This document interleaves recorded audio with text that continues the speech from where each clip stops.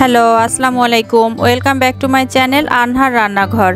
আজকে আমি আপনাদেরকে তৈরি করে দেখাবো ভীষণ মজাদার ম্যাঙ্গো মিল্কশেক। বাজারে এখন প্রচুর আম পাওয়া যাচ্ছে, আর এই সময়ে ম্যাঙ্গো মিল্কশেক হতে পারে ছোট বড় সবারই পছন্দের একটা ড্রিঙ্কস। যেসব বাচ্চারা আম খেতে পছন্দ করে না তাদেরকে এভাবে দিয়ে ট্রাই করে দেখতে পারেন। আমি আজকে খুব সহজ পদ্ধতিতে এটা শেয়ার করছি।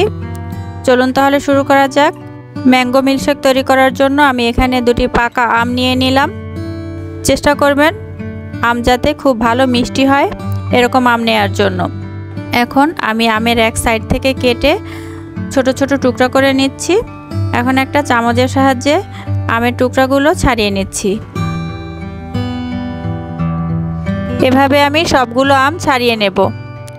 এই যে আমার সবগুলো আম ভালোভাবে ছাড়ানো হয়ে গেছে। এখন আমি একটা ব্লেন্ডারের জার নিয়ে নিলাম। ব্লেন্ডারের জারে এই আমের কিউবগুলো সব দিয়ে দিলাম। এখন আমি আমগুলোকে ভালো করে ব্লেন্ড করে নেব। এই যে ভালোভাবে ব্লেন্ড করা হয়ে গেছে। এমনভাবে ব্লেন্ড করতে হবে যাতে আমের কোনো দানা না থাকে। এখন এখান থেকে কিছু আমের পিউরি আমি ডেকোরেশনের জন্য একটা পাত্রে রেখে নেব।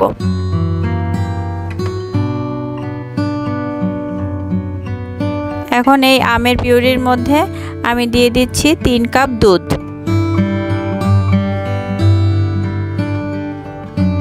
এখন আমি এখানে দিয়ে দিচ্ছি পরিমাণ মতো চিনি। 3 কাপ দুধের জন্য আমি এখানে 3 টেবিল চামচ চিনি ব্যবহার করেছি। আপনারা চাইলে স্বাদ অনুযায়ী বাড়িয়ে কমিয়ে নিতে পারেন। এখানে দিয়ে দিলাম 2 টেবিল চামচ গুঁড়া দুধ এবং 2 স্কুপ ভ্যানিলা আইসক্রিম। এখন এই সব উপকরণগুলো আমি ভালোভাবে ব্লেন্ড করে নেব। এই যে ব্লেন্ড করা হয়ে গেছে এবং তৈরি হয়ে গেল আমাদের মজাদার ম্যাঙ্গো মিল্কশেক। এখন পরিবেশনের জন্য আমের পিউরিটা রেখেছিলাম, সেটা দিয়ে একটু গ্লাসটা ডেকোরেশন করে নিচ্ছি।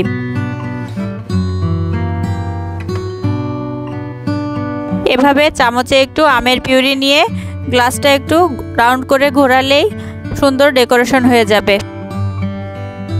তো এখন এই গ্লাসে আমি ম্যাঙ্গো মিল্কশেকটা ঢেলে নিচ্ছি।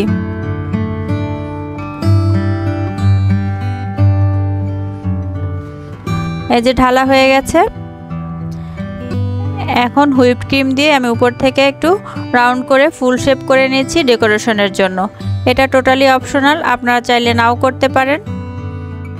এখন উপর থেকে আমি আরও কিছুটা আমের পিউরি দিয়ে দিলাম। তো এই তো হয়ে গেল আমাদের মজাদার ম্যাঙ্গো মিল্কশেক। এটা যেমন দেখতে সুন্দর তেমনি হেলদিও বটে। আপনারা বাসায় অবশ্যই ট্রাই করে দেখবেন। আমার রেসিপি যদি আপনাদের ভালো লেগে থাকে তাহলে লাইক শেয়ার করতে ভুলবেন না। এরকম আরও নতুন নতুন ভিডিও পেতে আমার চ্যানেলটি সাবস্ক্রাইব করবেন। সবাই ভালো থাকবেন। আল্লাহ হাফেজ।